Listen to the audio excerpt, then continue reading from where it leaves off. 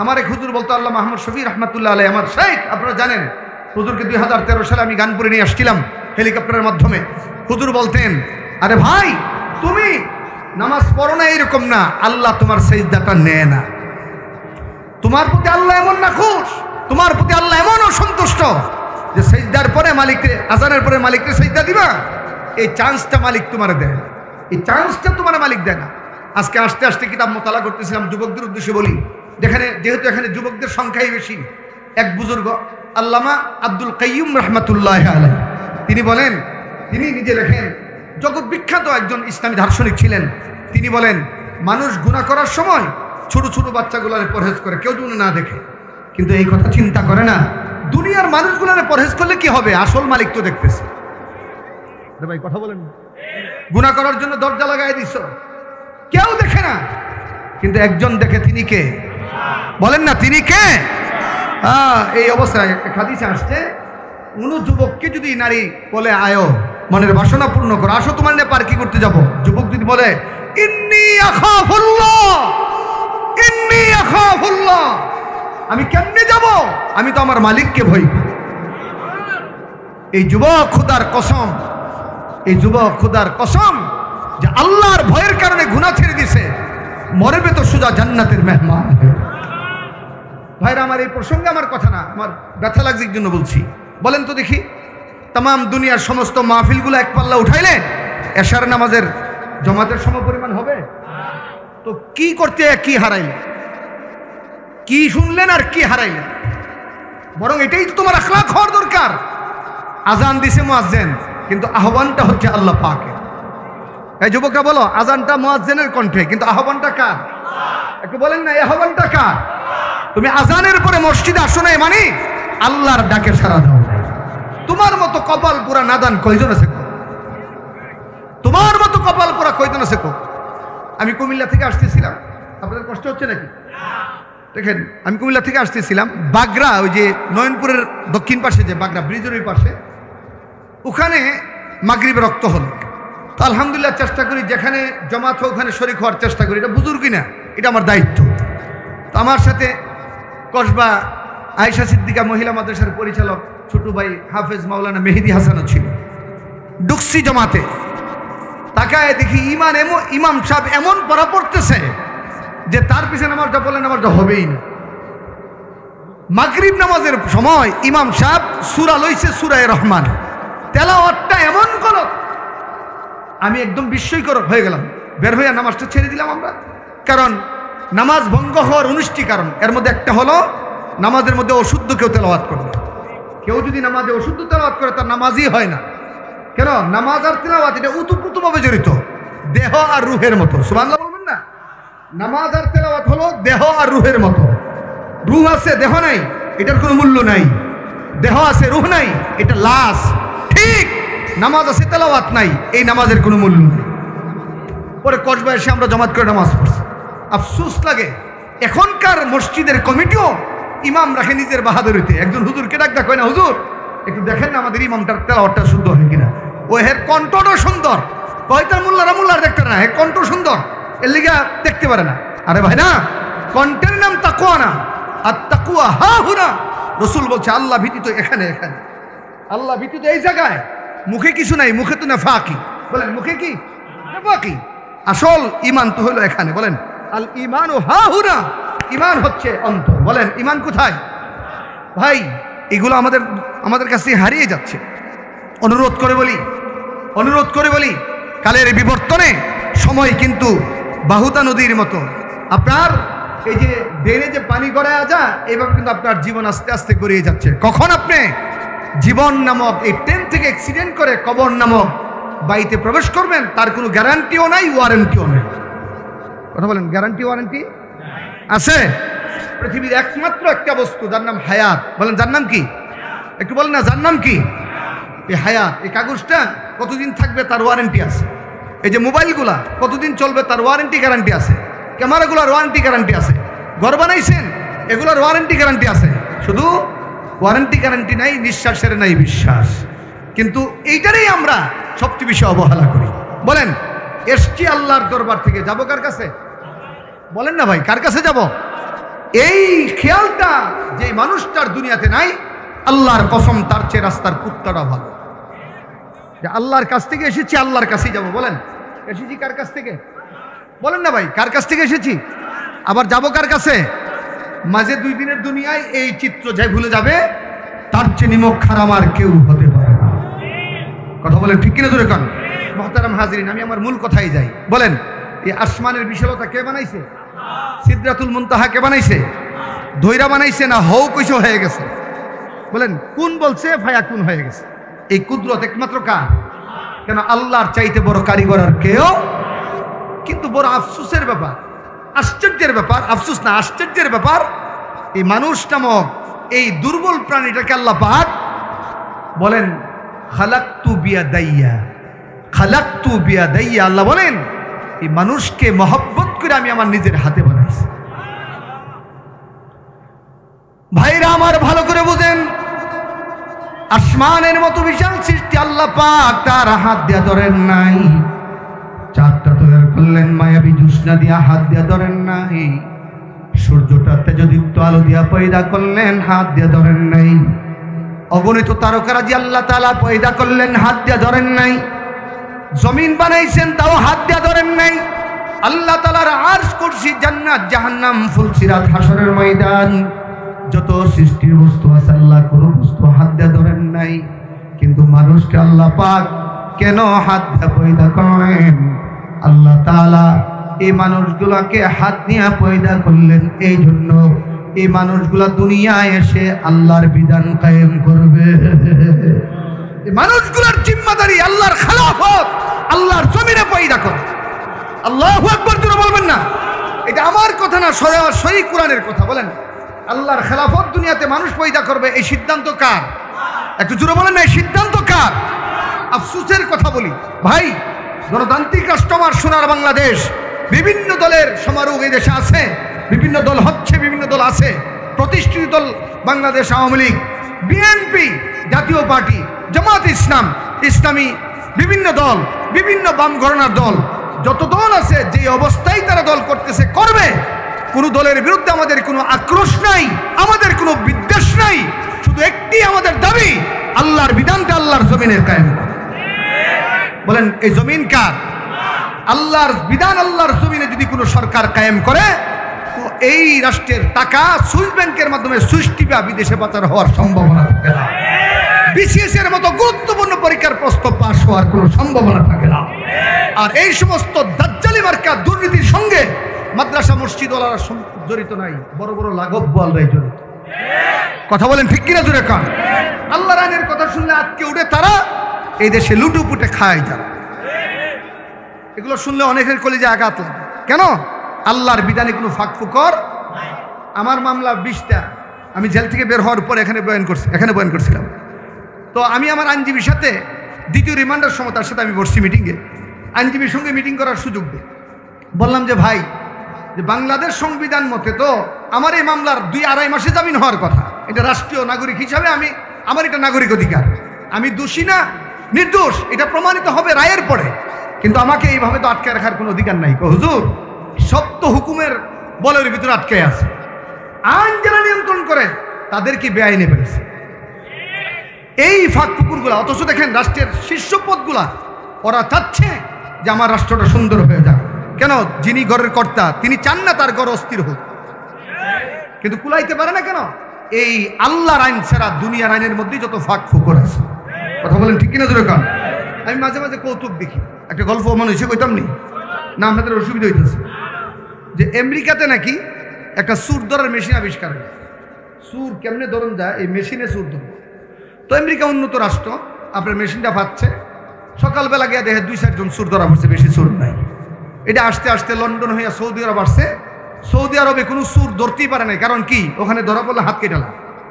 আসছে ভারতে 400-500 পাইছে, গেছে অন্য রাষ্ট্রে পাকিস্তান আরও কিছু বেশি পাইছে। তো এই মেশিনটা বাংলাদেশ গভর্নমেন্ট চিন্তা করলো যে আমাদের দেশে নিয়ে আসি, যদি সুর বাটপার যদি মেশিন ধরে তো পুলিশ দেওয়ার কি হবে। তো গুলিস্তান পাচ্ছে, সকালে গেছে কতজন সুর ধরছে দেখার জন্য, গেদে মেশিনটাই চুরি হয়ে গেছে। সরিষা দিয়া ভূত ছাড়া আর সরিষারাই ভূতে ধরছে। কথা বুঝেন না? এক মহিলা আমরা শুনতেছি, হুজুর আমি আসছিলাম ভৈরবে, আমার মেয়ের জিন ছাড়াইতাম, মায়ে দিয়ে হুজুর জিনে সুবাইতেছে। এমন আছে না নাই? জোরে করে আছে না নাই? আবার এমন নেতৃত্ব দেখেছি যার জীবনে হারামের কোনো ছোঁয়া নাই। ওরা তারা যাদের অন্তরে মালিকের ভয় আছে। কথা বলেন ঠিক কিনা? জোরে কন। বড় মহব্বতের কথা শুনেন। আল্লাহ পাক মানুষ এমনি এমনি বানান নাই, বানানোর আগে আল্লাহ ফেরেশতা নিয়ে মিটিং করছে। একটু জোরে সুবহানাল্লাহ বলবেন না? আমি আগে বলছি, আবার আপনারা বলেন, ফেরেশতাদের গুনাহ কি পরিমাণ আছে? আরে গুনাহ নাই না, গুনাহ বুঝেই না। বলেন ফেরেশতারা গুনাহ। আসমান বানাইলো আল্লাহ, ফেরেশতা ডাকলেন না। জমিন বানাইলেও ফেরেশতা ডাকলেন না। মানুষের ক্ষেত্রে কেন? হ্যাঁ, এখানে আল্লাহ মানুষের মর্যাদা বুঝাবেন, মানুষের কাজটা বুঝাইয়া দেবেন। সুবহানাল্লাহ জোরে বলবেন না?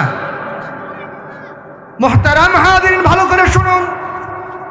ফেরেশতাদের জমাতে প্রধান হচ্ছে মালিক আল্লাহ। ডাকতে বলেন, ইয ক্বালা রাব্বুকা লিল মালাইকাতি ইন্নী জাইলুন ফিল আরদি খলিফা। ভালো করে শুনেন, তখন কিন্তু আল্লাহ পাক জমিনও বানান নাই, আসমানের মতো কুদরতি সৃষ্টি আল্লাহ পয়দা করেন নাই। আল্লাহ তাআলা মুকাররবিন ফেরেশতার মাধ্যমে মানুষ বানাবেন।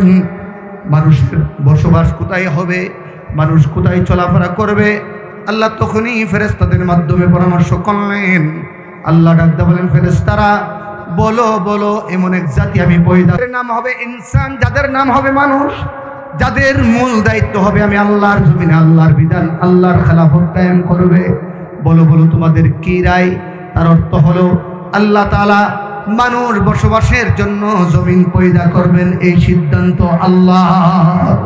বলেন এই সিদ্ধান্ত কার? আমি যখন জেলে গেছিলাম, আমাদের রুমে সেল রুম, আমাদের সেল ছিল, আমাদের জেল ছিল না, সেল, জেলের উপরে জেল, তার নাম হলো সেল। ওখানে একটা পত্রিকা যাইতো, বাকি সকালের পত্রিকাটা বিকালে পাইতাম, কখনো কখনো পাইতাম না। তো হঠাৎ করে তাকায় দেখি যুগান্তর পত্রিকায় একটা নিউজ এসেছে যে আমেরিকার নাসা থেকে চাঁদের দেশে প্লট বিক্রি হচ্ছে। কোন দেশে? কথা বোঝেন নাই? চাঁদের দেশে প্লট মানে বিজ্ঞান ওখানে প্রচেষ্টা চালাচ্ছেন যে চাঁদের দেশে মানুষ বসবাসের উপযোগী করবেন। আমি পড়েই আল্লাহর কোরআনের এই আয়াত আমার চোখে ফুটে উঠেছে যে ইম্পসিবল, এটা কখনো সম্ভব নয়। কেন? আল্লাহ কোরআনে ঘোষণা করেছেন মানুষ বসবাস করবে চাঁদে না, মানুষ বসবাস করবে জমিন। বলেন মানুষ বসবাসের জায়গা চাঁদ না জমিন? আর জমিন বসবাস করতে গেলে মানুষের সুবিধার জন্য কখনো স্নায়ু আলু, কখনো মায়াবী আলুর দরকার। এজন্য আল্লাহ পাক মানুষের গোলাম হিসাবে চাঁদকে পয়দা করেছে, চাঁদে বসবাসের জন্য না। তো বিজ্ঞানকে প্রশ্ন করতেছে, আপনারা যে চাঁদে প্লট বিক্রি করতেছেন, তো মানুষ চলাচলের জন্য বসবাসের জন্য যে জিনিসটা সবচেয়ে বেশি দরকার, যার নাম হচ্ছে পানি। পানিকে বলা হচ্ছে আল মাউ হায়া, পানির অপর নাম জীবন। বলেন পানির অপর নাম কি? পানি ছাড়া মানুষ চলতে পারে না। তো চাঁদের দেশে পানি পাইছেননি? পানিটা নিয়ে আসেনি, খাল বিল আসেনি। বিজ্ঞান এখনো পাই নাই, চেষ্টা চলছে, পাওয়া যাইতে পারে। মানুষ কোথাও বসবাস করলে পশু পাখির প্রয়োজন হয় পরিবেশের ভারসাম্যকে রক্ষা করার জন্য, গাছগাছালির দরকার হয় অক্সিজেনের জন্য। আর ভাই কথা বলেন না কেন? বিষাক্ত পানির দরকার হয় আপনার নাইট্রোজেনটা খাওয়ার জন্য। তো এগুলো আছে কিনা?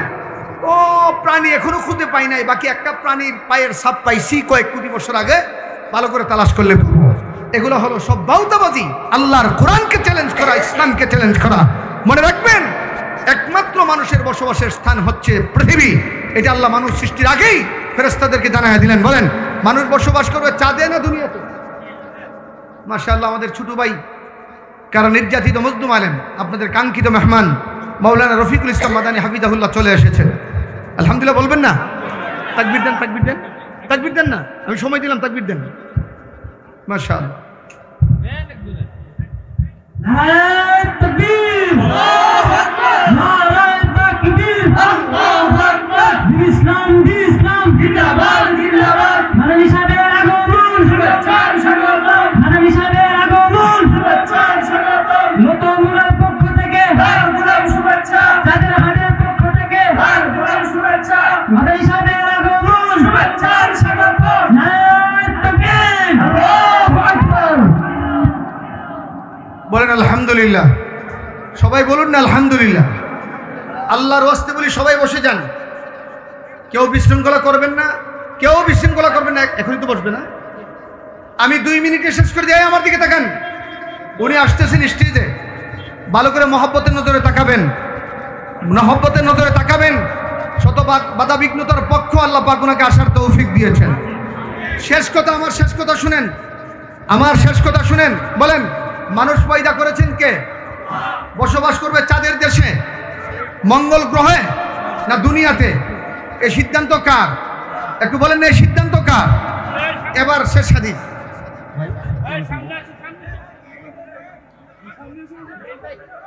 আপনারা চুপ করেন, আপনারা চুপ করেন, আমি বলতেছি। সবাই দুই হাত উঠান তো, এইভাবে দুই হাত উঠান।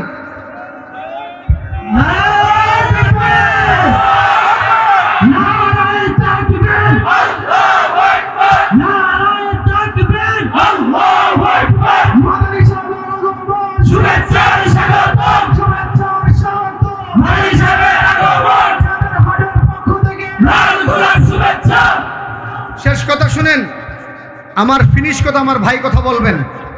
উনি জেল থেকে বের হওয়ার পরে আজকেই প্রথম আমার সাক্ষাৎ। উনি জেল থেকে বের হওয়ার পরে আজকে আমার প্রথম সাক্ষাৎ, কিন্তু হৃদয়ে ওনার মহব্বত আছে, ওনার হৃদয়ে আমার মহব্বত আছে। একটু শেষ কথা বলেন, মানুষ বানাবেন এই সিদ্ধান্ত কার? বসবাস করবে চাঁদে না দুনিয়াতে? এই সিদ্ধান্ত কার? এবার আসেন, এবার আসেন। রসুল হাদিসে বলে, আইয়ুহান নাস ইন্না রাব্বাকুম ওয়াহিদ। ও মানব মণ্ডলী, তোমাদের রব একজন। বলেন, আমাদের রব কয়জন? তিনি কে? জুড়ে বলেন, মহব্বতে বলেন, তিনি কে? ওয়া আবাকুম ওয়াহিদ। এবং তোমাদের আব্বাও একজন। আমাদের আব্বার নাম, সবাই জুড়ে বলেন, আমাদের আব্বার নাম আদম। বলেন, আমাদের আব্বার নাম কে? একটু জুড়ে বলেন, আমাদের আব্বার নাম কে? আমাদের রব একজন, আমাদের বাবাও একজন। আমাদের আব্বা কে? বর্তমান পাশ্চাত্য ওয়েস্টার্ন কালচার এনে এই শিক্ষা ব্যবস্থা থেকে আমরা যে আদমের সন্তান, এই কথাকে উল্টো করে বানর থেকে মানুষ বিবর্তন বা নীতি এনে শিক্ষা ব্যবস্থার মধ্যে যারা আগুন লাগিয়েছে তাদেরকে পরিষ্কার বলি, শাহজালালের পণ্যভূমিতে নাস্তিকবাদের কোনো শিক্ষা চলতে দেওয়া হবে না। আমার সন্তান বানর থেকে মানুষ এই টেলিভিশন বাংলার জমিনে চলতে পারবে না। দাদা বাবুদের দেশে চলবে, বাংলাদেশে চলতে দেওয়া হবে না। শিক্ষার মাধ্যমে আগামী প্রজন্মকে যারা নাস্তিক বানানোর পাই তারা চলন, তাদের স্থান বাংলার জমিনে হবে না, হবে না, হবে না, হবে না।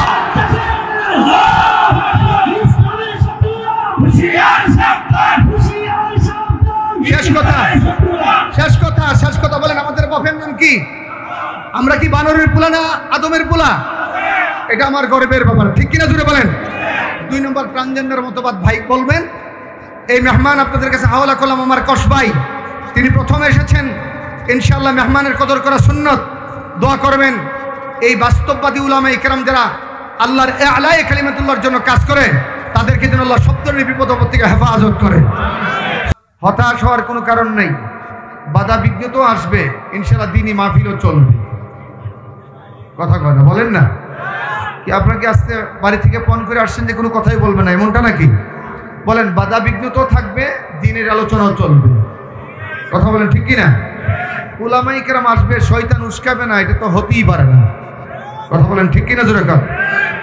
আমাদের গত কয়েকদিন আগে বাংলাদেশের এক শীর্ষ প্রতিনিধি, উলামা ইকরামের প্রতিনিধি, আইনমন্ত্রী মহোদয় এবং স্বরাষ্ট্রমন্ত্রী মহোদয়ের সঙ্গে সাক্ষাৎ করেছে। আমরা 2 মন্ত্রী মহোদয়কে জিজ্ঞাসা করেছি যে বাংলাদেশে ওয়াজ মাহফিলে কোনো নিষেধাজ্ঞা আছে কিনা। ওনারা অকপটে স্পষ্ট বলেছেন যে মাহফিলে সরকারের কোনো বাধা বিঘ্নতা নাই। কিছু স্থানীয় কিছু মানুষ এই সংকটটা তৈরি করে, আল্লাহ তাদেরকে হেদায়েত দান করুক। বলেন, বলেন আল্লাহুম্মা আমিন। আল্লাহ আমাদের সবাইকে বুঝার তৌফিক দান করুক। মুহতারাম হাজিরিন, পেয়ারা দুস্থ বুজুর্গরা, ইনশাআল্লাহ কাঙ্ক্ষিত মেহমানরাই কথা বলবেন। আমি আপনাদের লোক, কসবার বাসিন্দা। আমি আমার আপনজনদের ফোন পেয়েছি কিছুক্ষণ আগে। হাজিরা দেওয়ার জন্য, দোয়া নেওয়ার মানুষে আপনাদের মাঝে উপস্থিত হয়েছি। যেহেতু আমাকে হুকুম করা হয়েছে কিছু বলার জন্য, সেজন্য বর্তমান এই সিচুয়েশনের উপরে আমি কালামে হাকিমের একটি পরিচিত আয়াত, পেয়ারা নবী, দু জাহানের বাদশা নবী, নবীদের নবী, আখিরি নবী মুহাম্মদুর রাসূলুল্লাহ সাল্লাল্লাহু আলাইহি ওয়াসাল্লামের একটি হাদিসের অংশ, বিশাল হাদিস থেকে একটু অংশ বিশেষ তেলাওয়াত করেছি। আমার মূল আলোচনা বোঝার আগে কয়েকটি প্রশ্নের জবাব আপনারা আমার সাথে দেন। আমরা এখানে যারা আছি, আমরা সবাই মূলত মানুষ। বলেন, আমরা কি? মানুষের আরবি হচ্ছে ইনসান, বাংলা ইংরেজি হচ্ছে ম্যান, বাংলাতে বলা হয় মানুষ। আল্লাহ তাআলা যত সৃষ্টি সৃজন করেছেন, আল্লাহ খালেক ও মালেক, আল্লাহ কুদরত ও কাদেরের মালিক। একেবারে আসমান থেকে জমিন যা দেখি যা দেখি না, ছোট থেকে বৃহত্তম যত সৃষ্টি আছে সব কে বানাইছে? একটু জোরে কন্ত, একটু মহাপতে আওয়াজ করে বলেন না, কে বানাইছে? দেখেন, পৃথিবীর সমস্ত সৃষ্টি আল্লাহ পাক এক হাইসিয়তে পয়দা করেছেন, আর মানুষকে আল্লাহ পাক ভিন্ন ধর্পণে পয়দা করেছেন। একটু জোরে সুবহানাল্লাহ বলবেন না? দেখেন, মানুষের ব্যাপারে কুরআনুল কারীম বলে খুলিকাল ইনসানা দাঈফা। আল্লাহর যত সৃষ্টি আছে, আল্লাহর সৃষ্টির যত সমারোহ আছে, সমস্ত সৃষ্টির মধ্যে মানুষ হচ্ছে দুর্বল। বলেন, মানুষ কি? সর্বতুচ্ছ, সবচেয়ে দুর্বল। কিন্তু এই মানুষকে আল্লাহ তাআলা এই দুর্বল এই সৃষ্টির প্রণালীগুলোকে আল্লাহ তাআলা সমস্ত সৃষ্টির উপরে মর্যাদা দিয়েছেন। একটু মহব্বতে সুবহানাল্লাহ বলবেন না? বলেন, সৃষ্টির দিক থেকে আমরা দুর্বল। বলেন, সৃষ্টির দিক থেকে মানুষ, আর ভাই কথা বলেন না, বলেন সৃষ্টির দিক থেকে মানুষ, আর মর্যাদার দিক থেকে সমস্ত সৃষ্টির উপরে। একটু জোরে সুবহানাল্লাহ বলবেন না? আফসোস আর দুঃখের বিষয়, আল্লাহ তাআলা মানুষকে মর্যাদা দিয়েছেন ফেরেশতার উপরে, অথচ ফেরেশতার ব্যাপারে আমরা জানি ফেরেশতা এমন এক আল্লাহর কুদরতি সৃষ্টি যারা গুনাহ করেন না, গুনাহ বুঝেও না। সুবহানাল্লাহ বলবেন না? বলেন, ফেরেশতারা গুনাহ করে না, গুনাহ বুঝেও না, ফেরেশতারা নিষ্পাপ। যেমন দেখেন, আমাদের দেশে কোনো মানুষ যদি ভালো হয় তো উদাহরণ দিয়ে বলে, আরে ওই মানুষটা ফেরেশতার মতো, তার মানে কি ওই মানুষটা সবচেয়ে ভালো। ঠিক কিনা জোরে কন? আর কেউ খারাপ হলে ওই মানুষটা শয়তান হয়ে গেছে। ভালোর যত উপমা সব মানুষ উদাহরণ হিসাবে ফেরেশতাকে সামনে নিয়ে আসে। ফেরেশতা আল্লাহ পাকের এমন এক বিস্ময়কর সৃষ্টি যাদের কোনো গুনাহ নাই, যারা গুনাহ করেই না, যাদের সৃষ্টির মধ্যে গুনার কোনো কাহেসাত নাই, নফসানিয়ত নাই, গুনাহ মুক্ত এক জাতির নাম হচ্ছে ফেরেশতা। কিন্তু গুনাহ যুক্ত মানুষগুলো সৃষ্টির দিক থেকে আল্লাহর কাছে ফেরেশতার চাইতে না। এই ঘোষণা কি আমাদের শফিক সাহেব হুজুরের? এই ঘোষণা কি আপনাদের এই মাদ্রাসার হুজুরদের? মানুষ যে শ্রেষ্ঠ এই ঘোষণা স্বয়ং আল্লাহ পাক। একটু মহব্বতে সুবহানাল্লাহ বলবেন না? জানেন, মানুষ যে শ্রেষ্ঠ এই ঘোষণা কার? আল্লাহ পাকের। দেখেন, আল্লাহ আসমানের মতো বিস্ময়কর বিশাল সৃষ্টি বেলা সুতুন খুঁটিবিহীন পয়দা করেছেন। যে আসমান কত বড় তার বর্ণনা তো আজ পর্যন্ত বিজ্ঞান করবে থাক দূরের কথা, আসমান পর্যন্ত পৌঁছতে পারে নাই, কিয়ামত পর্যন্ত পৌঁছতে পারবেও না। আসমানের দামানের ভিতরে আল্লাহ পাক যত গ্রহ উপগ্রহ দিয়েছেন, নেপচুন বলেন, প্লুটো বলেন, বুধ বলেন, মঙ্গল বলেন, গ্যালাক্সি বলেন, আমরা তারকা দেখি, যা বলেন, চন্দ্র বলেন, সূর্য বলেন, যত সৃষ্টি এই বিজ্ঞান তার হাতিয়ারের মাধ্যমে আবিষ্কার করেছে অথবা ধরতে পেরেছে, এই সৃষ্টিগুলা আল্লাহর আসমানের তুলনায় ক্ষুদ্র বালিকণার মতো না, এই যে ধুলা বালিকণার মতো না। কিন্তু এক একটা ক্ষুদ্র সৃষ্টির বিশালতা বিজ্ঞান আলোচনা করতে গিয়ে স্টপ হয়ে গেছে। বিজ্ঞান আলোচনা করতে গিয়া একদম স্তম্ভিত হয়ে গেছে। বিজ্ঞান তো বলেছে এই পৃথিবীর জমিন থেকে 13 লক্ষ গুণ বড় সূর্যটাই, আর সূর্য থেকে কোটি কোটি গুণ বড় এক একটা তারকা। কে বানাইছে জোরে কন? তো আসমানের মধ্যে যত তারকা আছে আজ পর্যন্ত কেউ গুণে দেখতে পারছে? কিয়ামত পর্যন্ত পারবে? এই ক্ষমতা কারো আছে? কারো নাই। বলেন, আসমানের ভিতরের এই আল্লাহর অগণিত বিশাল বিশাল সৃষ্টির বিস্ময়কর আজ পর্যন্ত কেউ ছুঁতে পারে নাই, গুণে শেষ করতে পারে নাই, কিয়ামত পর্যন্ত পারবে না। তাইলে আসমান কত বড়? আল্লাহ বলেন, এরকম আসমান একটা না, দুইটা না, আসমানের সংখ্যা হচ্ছে 7টি। বলেন, আসমানের সংখ্যা কয়টি? একটু জোরে বলেন। আল্লাযী, এটা আমার কথা না, হুজুরের কথা না, স্বয়ং আল্লাহর কথা। আল্লাযী খালাকা সাবআ সামাওয়াতিন তিবাকা। সুবহানাল্লাহ, একটু জোরে বলবেন না? আল্লাহ বলেন, স্তর বাই স্তর আমি আসমান তৈরি করেছি 7টি। বলেন, আসমান কয়টি? একটু জোরে, আসমান কয়টি? ঘোষণাটা কার? বড় মজার কথা, আজ পর্যন্ত বিজ্ঞান তার অত্যাশ্চর্য আবিষ্কারের মাধ্যমে প্রথম আসমান ছুঁতে পারে নাই, দ্বিতীয় আসমানের কল্পনাও করতে পারে নাই। এই পর্যন্ত বিজ্ঞানের একটা অংশ আসমান ধরতে না পারার কারণে বলে আসমান নাই। এটা আমাদের দেশের হুজুররা খুব সুন্দর, শফিকুল ইসলাম যুক্তিবাদী, ওনারা তো যুক্তিবাদী মানুষ, ওনারা খুব সুন্দর এক্সাম্পল দেয়। এইভাবে আমি স্মরণ করে দেই, দেড়াইটা বউ গেছে পানি আনতে কলসির কাছে, নাকের ফুল ছিটকে গেছে কলসির নিচে, শাশুড়ি ডাক দিছে, বৌমা পানি আনতে দেরি করে কে? তাড়াতাড়ি নিয়ে আসো না। আম্মা নাকের ফুলটা তো কলসির তলায়। তো তুমি কি করো? তালাশ করি। পাও না? পামু কেমনে? কলসির তো তলাই নাই। আসলে কলসির তলা নাই না, বউয়ের বহন নাই। আরে ভাই কথা বলেন না ভাই, যুক্তি তো ওনাদের মুখে সুন্দর হয়, আমি প্রাসঙ্গিক বললাম আর কি।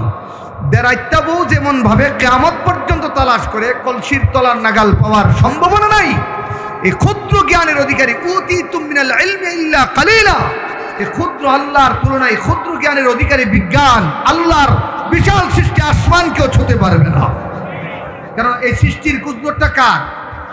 পেয়ারা নবী বলেন, আমাকে আল্লাহ তাআলা মেরাজের রজনীতে 7 আসমানের সমস্ত হাকিকত দেখিয়েছে। বলেন এই 7 আসমান কে দেখছে? হ্যাঁ বলেন না ভাই, 7 আসমান কে দেখছে? আমাদের নবীকে আল্লাহ পাক 7 আসমান দেখাইছে। এবার আপনারা বলেন তো দেখি, আমাদের নবীর জীবনে মিছা কি পরিমাণ আছে? একটু জোরে কন। নবীর জীবনে মিথ্যা বলেন নাই, মিথ্যার কল্পনাও করেন নাই। আর নবী যে সত্যবাদী এটা কাফেররা বলতো, এই জন্য নবীর লকবই ছিল তিনি আল আমিন। বলেন আমাদের নবীর লকব কি ছিল? জোরে বলেন না, কি ছিল? মানে চূড়ান্ত সত্যবাদী তার লকব হচ্ছে আল আমিন। আমার এই আল আমিন নবী তিনি 7 আসমানের বর্ণনা এইভাবে দিয়েছেন, ও সাহাবীরা, আল্লাহ তাআলা মেরাজের রজনীতে এক একটা আসমান আমাকে পাড়ি দিয়েছেন, এক একটা আসমান ক্রস করার সুযোগ দিয়েছেন, আসমানের বিশেষ বিশেষ নিয়ামত পর্যন্ত আমাকে দেখিয়েছেন।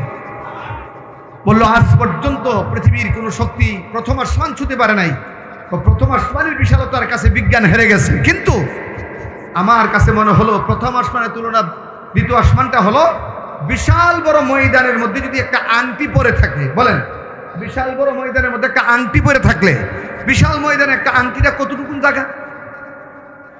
সামান্যতম জায়গা। আংটি কি বড় হয় না ছোট হয়? বড় যুগ এই মধ্যের আঙ্গুলটার মতো এতটুকুন জায়গা বিশাল ময়দানের যতটুকুন। রসুল বলেন দ্বিতীয় আসমানের তুলনা প্রথম আসমানটা হলো ততটুকু। এইভাবে একটার চাইতে একটা বড়। এই কুদরতগুলা কার? এরপরে আস্তে আস্তে দেখেন প্রথম আসমান, দ্বিতীয়, তৃতীয়, চতুর্থ, পঞ্চম, ষষ্ঠ, সপ্তম। আল্লাহ নবী বলেন সপ্তম আসমানে একটা বিস্ময়কর গাছ আছে, এই গাছটার নাম হলো সিদরাতুল মুনতাহা। বলেন গাছটার নাম কি? আরে ভাই কথা বলেন না, গাছটার নাম কি? সিদরাতুল মুনতাহা। নবী বলেন সিদরাতুল মুনতাহার সূচনা হচ্ছে সপ্ত আকাশ থেকে, যার শিখর হচ্ছে সপ্ত জমির নিচে, আর যার শাখা প্রশাখা হচ্ছে আল্লাহর 8 জান্নাতের ভিতরে। একটু জোরে সুবহানাল্লাহ বলবেন না? এরপরে আল্লাহ পাকের নূরের জান্নাত, সিদরাতুল মুনতাহার উপরে মাকামে জিবরাইল, এরপরে আল্লাহ পাকের জান্নাত।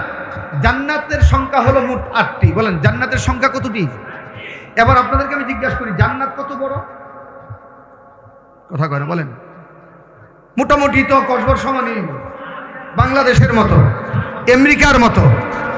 আল্লাহর নবী বলেন, হাদিস, এটা রসুলের হাদিস বলছে, আল্লাহ নবী বলেন সর্বশেষ যে জান্নাতে যাবে, যার পরে আর কেউ জান্নাতে যাবে না, মানে সবচেয়ে ছোট জান্নাতের অধিকারী, সেও এই দুনিয়ার মতো 10টার সমপরিমাণ জায়গা আল্লাহ তাকে একটা জান্নাত দান করে। তাহলে জান্নাতটা কত বড়? এইরকম কোটি কোটি আল্লাহর পেয়ারা বান্দাদেরকে, নবী রাসূলদেরকে আল্লাহ পাক জান্নাতের মেহমান বানিয়েবেন। এই জান্নাতের উপরে লাজমান, এরপর আছে লামাকান, আছে আল্লাহ পাকের আরশে আজিম, আছে আল্লাহর কুরসি, এরপর আছে আল্লাহ পাক। এই আল্লাহ পাকের কুরসি থেকে তাহতাস সারা, মানে সপ্ত জমির নিচে, যার পরে আর কোনো বস্তু নাই। এই সমস্ত সৃষ্টি আল্লাহ তাআলা সৃজন করেছেন, শুধুমাত্র বলেছে কোন হয়ে যাও, সঙ্গে সঙ্গে হয়ে গেছে।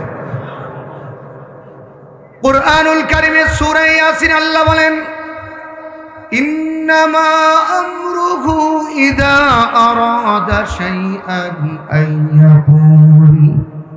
আইয়াকুলা লাহু কুন ফায়াকুন।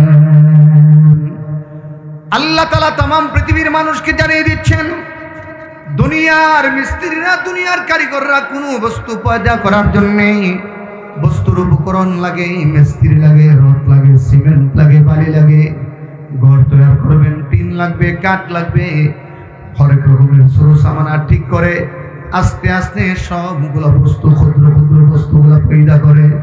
কিন্তু আল্লাহ তাআলা আরশে আজিম থেকে শুরু করে তার কুরসি মুবারক থেকে শুরু করে তাহতাস সারা পর্যন্ত বিশাল বিশাল বিস্ময়কর সৃষ্টি আল্লাহ পাক সৃজন করেছেন। কোন একটি বস্তুর জন্য আল্লাহর কুদরতি হাত মুবারক লাগাতে হয় নাই। আল্লাহ বলেন আমি আগে ইচ্ছা শক্তি, এরাদা শক্তি নিজের অন্তর মুবারকের মধ্যে স্থান দিয়েছি, আমি এটা তৈরি করব। এরপরে বলেছি কুন হয়ে যাও, বলতে দেরি ফায়াকুন হতে দেরি হয় না। এই কুদরতি সৃষ্টির মহারাজি একমাত্র আল্লাহ পাক। বলেন এমন কুদরতি কারিগরকে একটু জোরে বলেন না কে?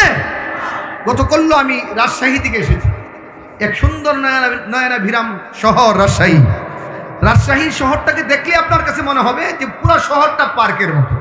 আসলে ওই টাকচারটাই এরকম। ওই দিন নাকি রিপোর্টে এসেছে এশিয়া মহাদেশের মধ্যে সবচেয়ে পরিচ্ছন্ন শহর হচ্ছে রাজশাহী। তো রাজশাহী যারা এই কার্য করেছে, মেয়র থেকে শুরু করে যারা দায়িত্বশীল আছে, দায়িত্বশীলদের কাউরে আমরা জিজ্ঞাসা করেছি এটা কেমনে করলেন? ইঞ্জিনিয়ারের মাধ্যমে আমরা এই বাগানগুলো সাজাইছি, বছরের পর বছর গাছ লাগাইছি, পরিচর্যা করেছি, তারপরে শহরটি আস্তে আস্তে আস্তে আস্তে তার সৌন্দর্যের দিকে ধাবিত হয়েছে। কিন্তু আল্লাহ পাক এত বড় মহান কারিগর, এত বড় দয়ালু, এত বড় প্রতাপান্বিত মালিক, যিনি কোন বলেছেন আসমানের মতো বিস্ময়কর সৃষ্টি পয়দা হয়ে গেছে, তিনি আল্লাহ। বলেন তিনি কে? একটু জুড়ে বলেন না তিনি কে? আরে মিয়া একটু মহব্বতেই বলো না, এটা তো ইস্তাহি মাহফিল তো বলছে। তুমি একবার ফিকির করো না, এই হাকিকি মালিকের নাম আল্লাহ। এই আল্লাহ তো আমরা বলার গৌরব অর্জন হয়েছে শুধুমাত্র কলমাওয়ালা মুসলমান হওয়ার কারণে। আপনাদের এলাকায় হিন্দু ভাইরা আছে না? আরে ভাই কথা বলেন না কেন? যদি ঘটনাক্রমে আপনি হিন্দুর ঘরে জন্ম হইতেন, আপনার জবান কোনোদিন আল্লাহ রাখতে পারতেন। এই নিয়ামতের শুকর কি দিয়ে আদায় করবেন?